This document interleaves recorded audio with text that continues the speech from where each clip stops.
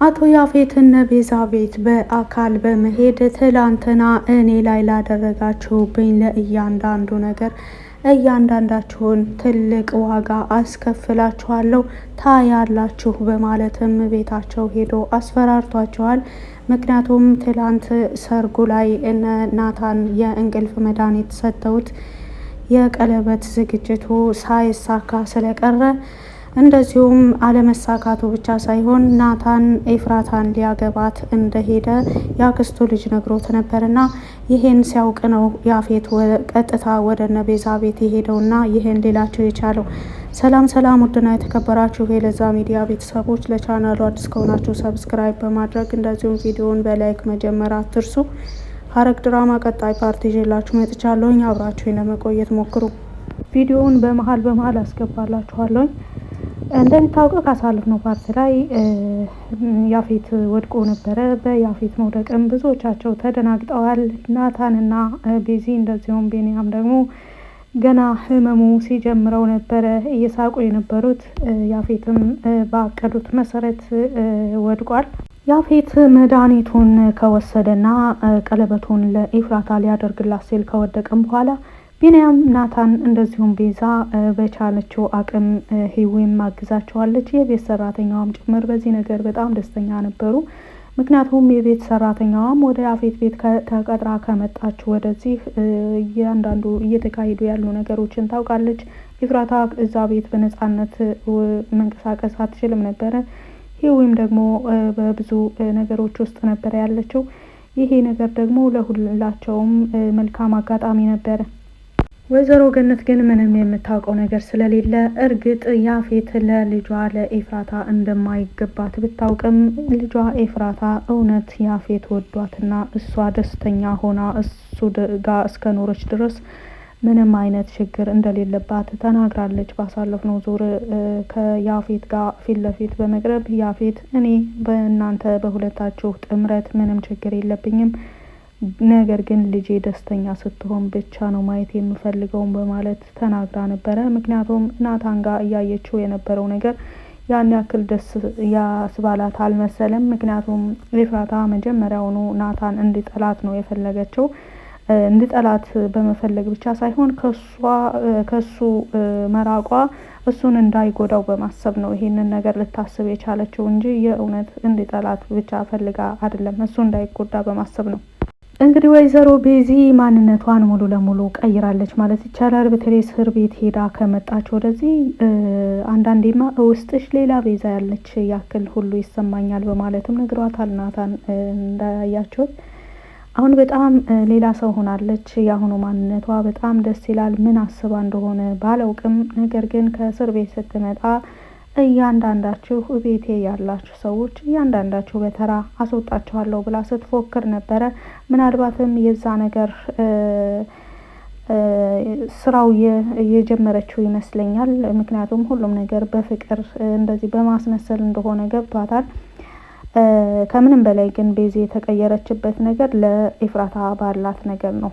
ለኤፍራታ ያላት ነገር ቤዚ ሙሉ ለሙሉ ተቀይሯል። ኤፍራታ እህትሽ ናት ስትባል አትወድም ነበረ። አሁን ግን እህትሽ ናት ስትባል ትስማማለች በዚህ ነገር እና ኤፍራታና ቤዛ መካከል ያለው ነገር እየተስተካከለ የመጣ ይመስላል።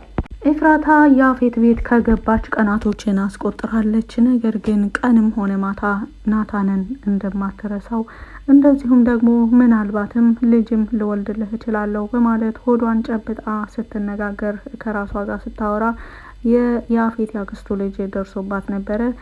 ማለት የማንን ልጅ ነው የምትወልጅለት በማለት ሲጠይቃት ማለት ወደፊት እኔና ያፌት ምናልባት ልጅ ከወለድን በማለት ነው እንደዚህ ነው በማለት ተነግረዋለች።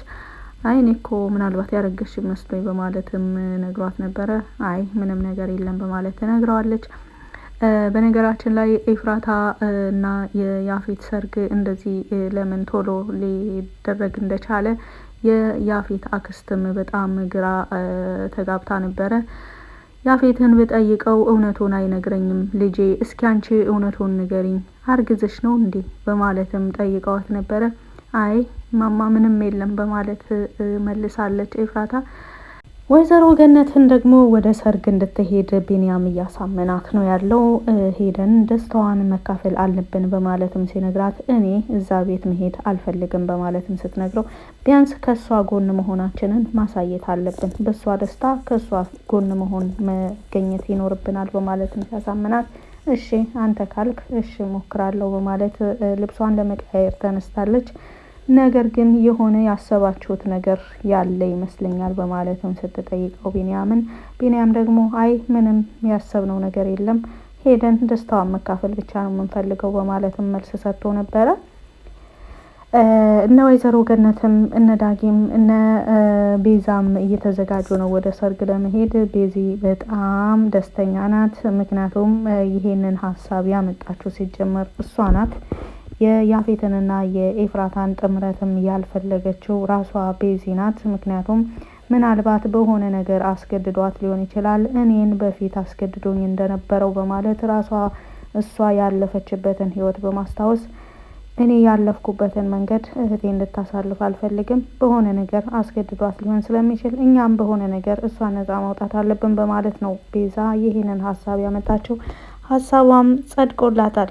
እነ ወይዘሮ ገነትም ወደ ሰርጉ ለመሄድ እየለባበሱ ሳለ ቢንያምም ለባብሶ ወደ እነሱ ይመጣል። ጨረሳችሁ ወይ በማለት ሲጠይቃቸው አዎ እየጨራረስን ነው በማለት ሲነግሩት እንዴት ነው እኔስ አላማረብኝም ወይ አያችሁት ወይ ልብሴን በማለት ሲጠይቃቸው በጣም አምሮብሃል በማለት ገነት ስትመልስለት ቢንያም ደግሞ አያጎቴ ያፌት ሳይሆን አንተ የምታገባ እኮ ነው የምትመስለው በማለት ሲቀልድ ወይዘሮ ገነት ወደ ጽዮን ነበረ የሄደችው በሀሳብና ምክንያቱም በቢንያምና በጽዮን መካከል ያለውን ነገር እርግጥ ቢንያም ዳጊ እንደዚሁም ወይዘሮ ገነትን ቢያውቁም ለወይዘሮ ገነት ግን የሁለታቸው ጥምረት ብዙም አላስደሰተውም።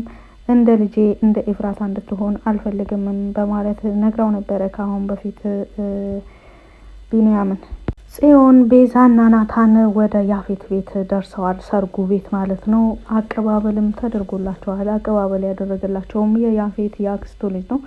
እንደዚሁም ጽዮንን ወዳታለሁ ስለሚል ጽዮንን እንዳጋጣሚ እጇን ነበር ጎንበስ ብሎ የሳመውና ምን ማለት ነው የማታውቃትን ሴት እጇን መሳም በማለትም ናታን ብዙም ደስተኛ አልነበረም።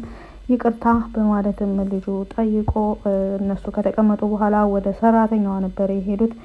ይህ ሰውዬ ማን ነው በማለትም ጠይቀዋለች ሰራተኛዋ። ይሄ ማለት ናታን ነው በማለትም መልስ ሰጥቷት ወደ ስራው ይሄዳል።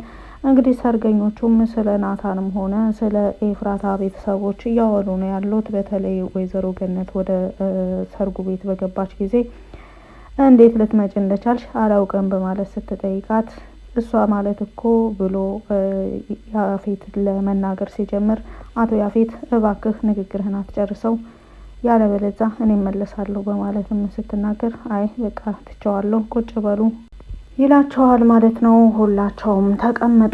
በዚህ ወከባ ውስጥ እንደምንም ራሷን ሸፍና ሂዊ ወደ ያፌት ቤት ገብታ ነበረ። ወደ ያፌት ቤት ከገባችም ባገኘቻት አጋጣሚ ኤፍራታ ብቻዋን የምትሆንባትን ደቂቃ ተጠቅማ ወደ ኤፍራታ ገብታለች። ኤፍራታንም እባክሽን ያፌትን አታግቢ፣ እኔ ለመጨረሻና ለአንዴ ላድንሽ ነው የመጣሁት፣ ሰዓት ምንም ወቅት የለንም የምናስብበት፣ እባክሽን ወስኚ በማለት ስትነግራትም እኔ ይሄን ማድረግ አልችልም፣ አንቺም እንደ ሴቶቹ ጋር እንዳትሄጂ፣ ራስሽን ችግር ውስጥ እንዳትጥይ በማለት ነበር ኤፍራታ ለሂዊ የመለሰችላት።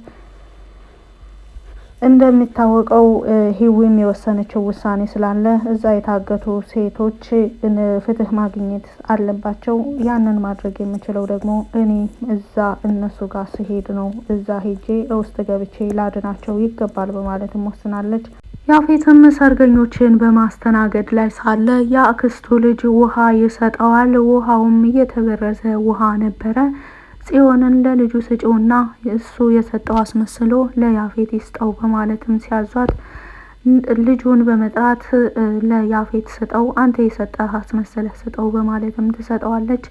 ልጁን በታዘዘው መሰረት ፍቅር እንደዚህ ነው፣ አንዳንዴ አድርጉ የተባልነውን ነገር ብዙ ጊዜ ያለ ምንም ጥያቄና ያለ ምንም ጥርጥር የምናደርገው ብዙ ጊዜ እነዛን ሰዎች ስንወዳቸው ወይም ስናምናቸው ነውና ልጁም ምንም ጥርጣሬም ሆነ ምንም ጥያቄ የለውም ነበረ። ተቀብሎ ቀጥታ ወደ ያፌት ሄዶ ወንድሜ አልቦሃል፣ ደክሞሃል፣ እስኪ ይችን ውሃ ጠጣት በማለት ሲሰጠው ያስታውቅብኛል እንዴ? እውነትህን ነው፣ እንደዚህ ብዙ ሰው ያለበት ቦታ ያስጨንቀኛል።